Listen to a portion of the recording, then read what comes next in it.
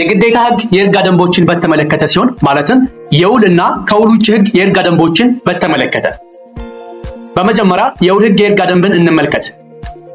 በውል ህግ ውስጥ ዋነኛው የይርጋ አይነት በፍትሐ ብሔር ህግ ቁጥር 1845 ወይም 1845 ላይ ተደንግጎ የምናገኘው ሲሆን ህግ በሌላ አኳኋን ካልወሰነ በቀር ውሉ እንዲፈጸም ወይም ካለመፈጸሙ የተነሳ ስለሚደርስ ጉዳት ወይም ውሉ እንዲፈርስ የመጠየቅ መብት በ10 ዓመት ይርጋ ይቀራል በማለት ይደነግጋል።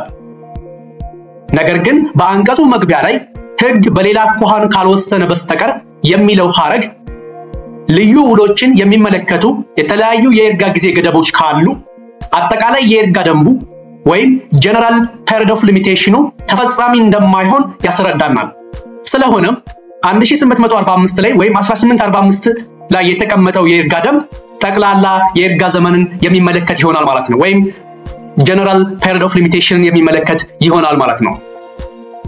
ሌላው የግዴታ ህግ የይርጋ ደንቦችን ስንመለከት ልናየው የምንችለው ከውል ውጭ የይርጋ ደንብን ነው። ከውል ውጭ ህግ የይርጋ ደንብን ማለት ነው። የፍትሐ ብሔር ህግ አንቀጽ 2143 ወይም 2143 ላይ እንደተደነገገው ከሆነ ከውል ውጭ ባሉ ኃላፊነት ላይ ተመስርቶ የሚቀርብ ክስ በ2 ዓመት የይርጋ ዘመን የሚታገድ ሲሆን ጉዳዩ በወንጀል የሚያስቀጣ ሆኖ ከተገኘና የወንጀል ይርጋ ዘመን እርዝመት ደግሞ 2 ዓመት ከ2 ዓመት የበለጠ እንደሆነ የካሳ መጠየቂያው ጊዜ የወንጀሉን ይርጋ ጊዜ እንደሚከተል ያስረዳናል። ይህን በተመለከተ የኢፌዴሪ ጠቅላይ ፍርድ ቤት ሰበር ሰሚ ችሎት በቅጽ 11 ሰነድ መዝገብ ቁጥር 58920 የህግ ትርጉም የሰጠበት ሲሆን ከውል ውጭ በሆነ ግንኙነት ተፈጻሚ ከሚሆነው የይርጋ ጊዜ ጋር በተገናኘ ለደረሰው ጉዳት ምክንያት የሆነው ድርጊት በወንጀል የሚያስቀጣና ጥፋት መሆኑ የተረጋገጠ እንደሆነ አጥፊው በወንጀል ጉዳይ ክስ ያልቀረበበትና ያልተቀጣ እንኳን ቢሆንም በወንጀል ህጉ የተቀመጠው የይርጋ ጊዜ ተፈጻሚ ይሆናል በማለት ይወስናል በማለት ወስኗል።